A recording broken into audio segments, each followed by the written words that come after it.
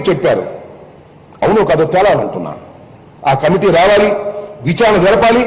కోడెల శివప్రసాద్ గారు చనిపోయారు కాబట్టి మేమేమో మాట్లాడలేకపోతున్నాం. కానీ ఇన్ని గొడవ చేశారండి చంద్రబాబు నాయుడు గారు.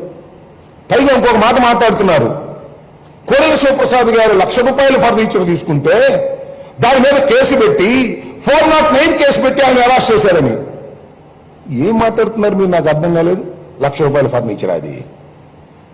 నేను ఇంతకు ముందు కూడా చెప్పా, కొన్ని కోట్ల రూపాయల ఫర్నిచర్ కోడెల శివప్రసాద్ గారు అక్రమంగా, అన్యాయంగా, చట్ట వ్యతిరేకంగా శాసనసభ నుంచి తీసుకువెళ్లారు. ఇది వాస్తవం.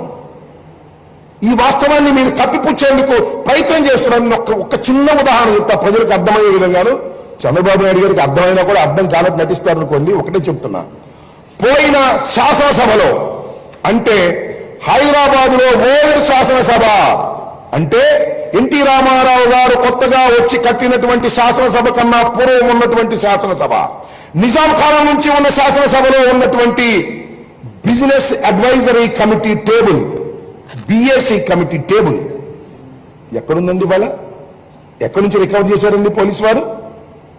కోడెల శివప్రసాద్ గారి అబ్బాయి ఇంట్లో కూడా కాదు, అబ్బాయి షోరూములో అసెంబ్లీ బిఏసి టేబుల్ ఉందంటే ఏం నాకు అర్థం కాల. బిజినెస్ అడ్వైజరీ కమిటీ టేబుల్ మీద ఎవరు కూర్చుంటారు? శాసనసభలో శాసనసభ జరుగుతున్నప్పుడు ముఖ్యమంత్రి కూర్చుంటాడు, అపోజిషన్ లీడర్ కూర్చుంటాడు, అఖిల పక్షాలకు సంబంధించినటువంటి ప్రతినిధులు కూర్చుంటారు. దాని మీద ఎంతమంది కూర్చుని ఉంటారు? బ్రహ్మానంద రెడ్డి గారి దగ్గర నుంచి కూర్చుని ఉంటారు. అది తీసుకువెళ్ళి ఆ బిజినెస్ అడ్వైజరీ కమిటీకి సంబంధించినటువంటి ఒక టేబుల్ని, చైర్ని తీసుకువెళ్ళి మీ కోడెల శివప్రసాద్ గారి అబ్బాయి గారి షోరూంలో మీరు దాచారు అంటే ఇది దొంగతనమా? ఫర్నిచర్ ₹1,00,000 తీసుకెళ్తామా? ఏం మాట్లాడుతున్నారు మీరు? ₹1,00,000 ఫర్నిచర్ తీసుకెళ్తే ఇంత పెద్ద కేసు పెడతారా? అది కొన్ని వేల రూపాయలు ఖరీదు చేసే యాంటిక్ వాల్యూస్ ఉన్నటువంటి ఆ టేబుల్ని కొని, ఆ టేబుల్ని మీరు తీసుకువెళ్ళేటప్పుడు స్పీకర్ గారు ఈ టేబుల్ మేము తీసుకెళ్తున్నాం ఎక్కడ రాశారా? రాయలేదే.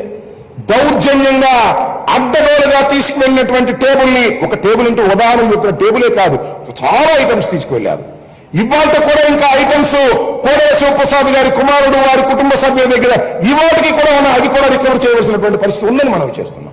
ఒక దొంగతనం చేసి ఆయన చనిపోయాడు కాబట్టి దొంగతనం కాదని ఈ రకమైన ప్రచారం 12 కేసులు పెట్టారు. ఆ 12 కేసులు ఫాల్స్ కేసులు, విచారణ జరుగుతూ ఉన్నాయి. 12 కేసుల్లో జరుగుతాయి కూడా. కాబట్టి ఈ విధంగా బురదలేటటువంటి కార్యక్రమాలు మీరు చేసే పద్ధతుల్లో ఉన్నారు.